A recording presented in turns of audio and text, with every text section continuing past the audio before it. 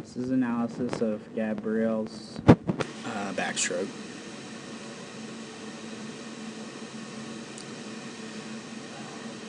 Alright, so the first thing we really like to see her think about is, instead of having her back position like this when she's on the wall getting ready for her backstroke to start, we'd like to see it more like this. That'll allow her to explode up and over the water instead of her hips dropping back before she can push off the wall. We want to see her tighten up that streamline and really use her underwater dolphin kicks. As we can see, there's some space here between her arms and her head, so we want to really squeeze those ears in between our arms.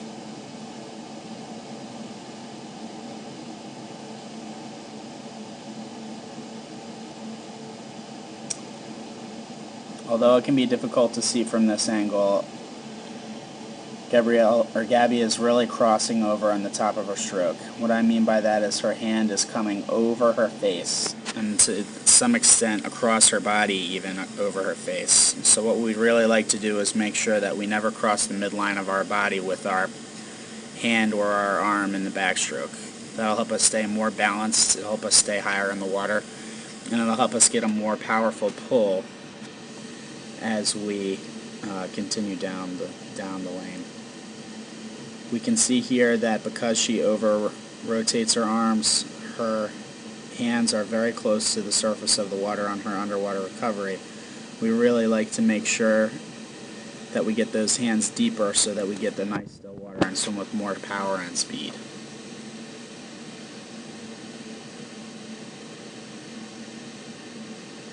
One of the ways we can do that is just by making sure that we keep those eyes on the ceiling and push that chin back another inch or two.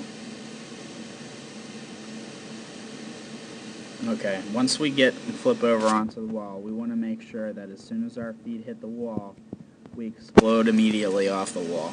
We don't want to waste time gathering our stuff for a strong push on the wall. So this is wasted time, this whole area right there.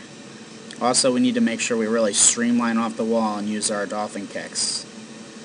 We don't want to push off out of streamline, because then we don't get to maintain the top speed that we should be carrying off the wall.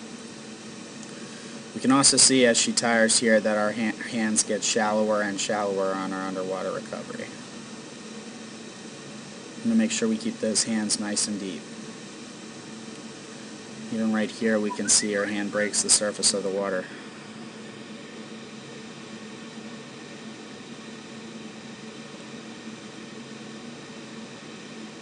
I also like to see her really focus on using that kick to really motor herself down in backstroke.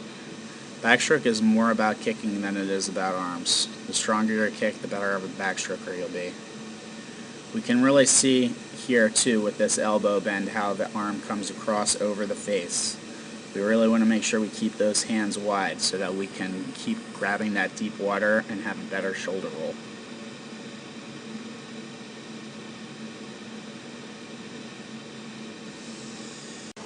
This is underwater analysis of Gabby's backstroke. Okay, as we can see, we really need to focus on tightening up that streamline.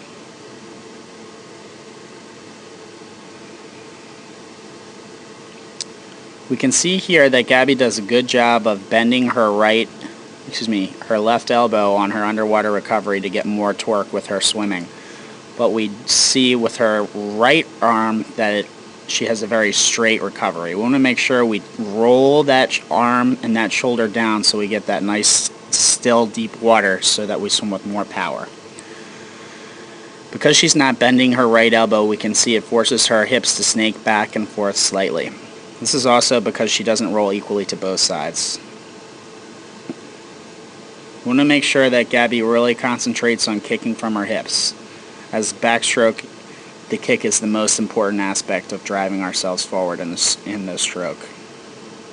Slightly less knee bend and more kick from her hips is really going to help her drop her times. When we get to this point, we really want to make sure we concentrate on getting off of the wall quickly. So once our feet get to this point and hit the wall, we want to push off immediately. You can see here Gabby spends a couple seconds gathering herself before she pushes off. We also want to make sure we get a nice tight streamline off the wall and we break out evenly with one arm, then the next arm.